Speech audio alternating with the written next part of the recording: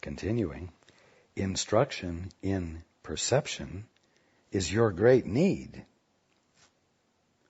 for you understand nothing. Now, recognize this, but do not accept it.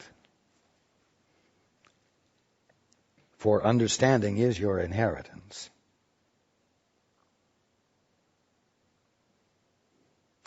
In other words, you need to recognize that you understand nothing. But don't accept that as the truth about you. It is, at the moment, what you're experiencing.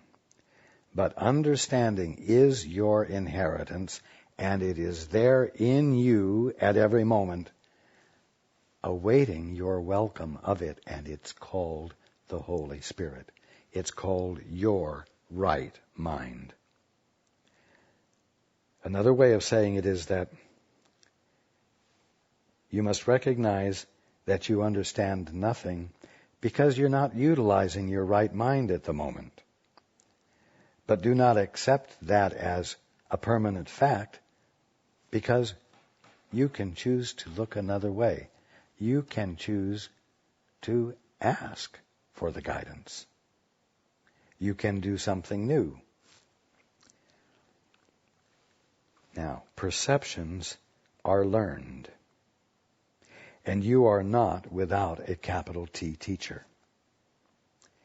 Yet your willingness to learn of him depends on your willingness to question everything you have learned of yourself. For you who have learned amiss should not be your own teachers. Well, I don't need to explain that, do I? That's easy to understand. The key point is you are not without a teacher with a capital T. A capital T teacher you can depend upon. You can lean into completely. You can lean into without reservation. Because that teacher's purpose is to remind you of who you are, to return your right mind to you, if you are willing to let it in once again.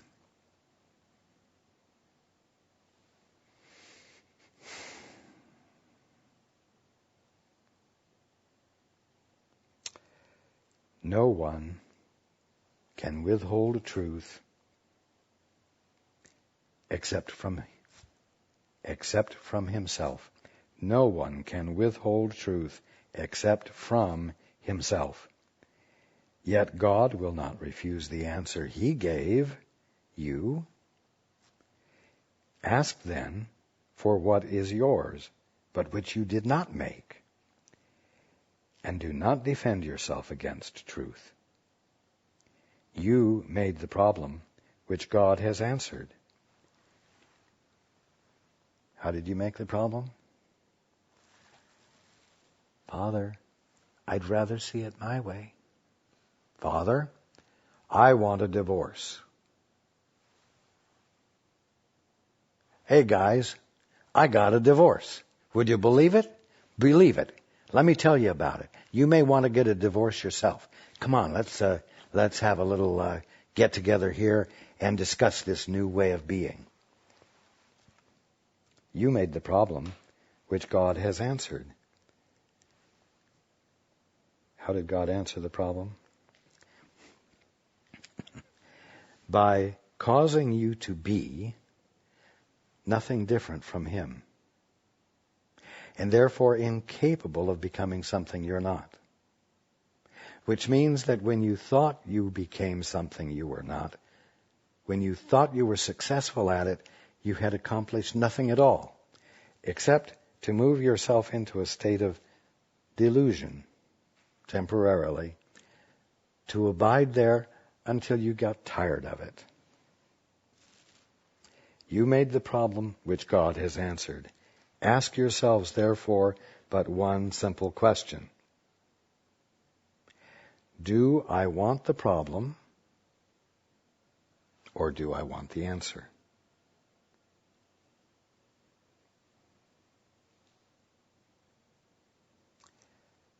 Decide for the answer, and you will have it. For you will see it as it is, and it is yours already.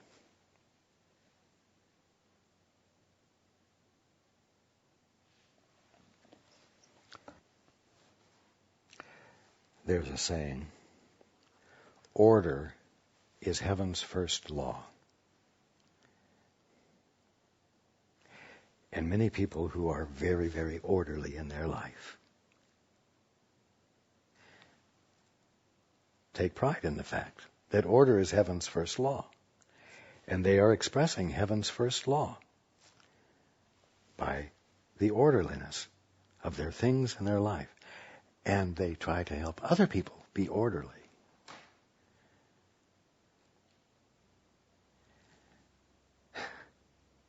But the key word is missing from that sentence. God's order is heaven's first law. Not your concept of order. God's order is heaven's first law. And so, when you decide for the answer, which you will have, it's going to be God's answer. God isn't going to help you be more orderly according to your concepts of order. God's answer is going to be the uncovering in you, the revealing in you of what reality is, of what is real. And you can thank your lucky stars that for the most part, it isn't going to have anything to do with what you thought everything had to do with. It's going to be a most wonderful surprise. So when you ask for the answer, don't try to drag your preconceptions into it. Else you are not asking with innocence. Now, we've spent a great deal of time here this evening describing in somewhat great detail the act of stepping back from a call for love to attend to the use you're putting your mind to so that you might put it to the use that reflects God's purpose in you rather than any purpose you've made up for yourself, so that you can respond to the call for love.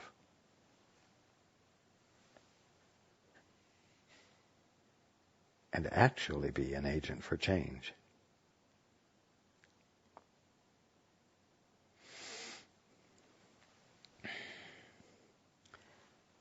I've used a lot of words, but the simplicity of it all lies in, at any given moment, you're saying, Father or Holy Spirit, what is the capital M meaning here?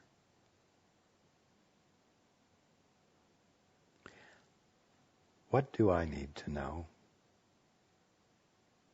And listening. It took all those words to embellish the simple act of sitting for a moment or an hour with a flower, desiring to know what its capital M meaning is, and not introducing anything extra into the mix. It's something that simple, something that peaceful, something that uncomplicated. The key to its success is the devotion you bring to the intent in the moment. Because you could sit there for an hour with the flower without any impetus, without any motivation to actually have the experience, and sit there pleased with yourself because you have been willing to take a whole hour for this holy exercise of being willing to experience the meaning of the flower.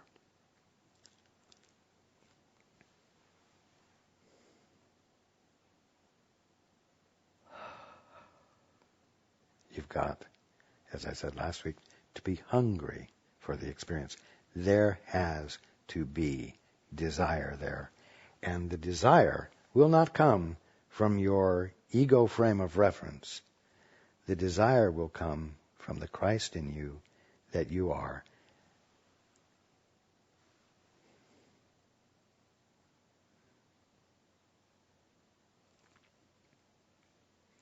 I look forward to being with you next week. And I love you.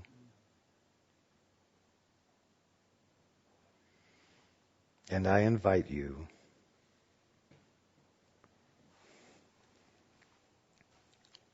to enter into this simple act that we've talked about at some length.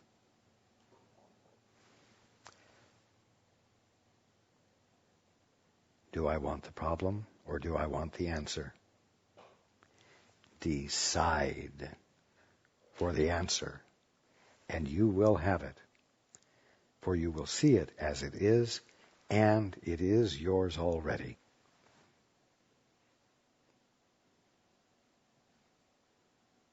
That is enough.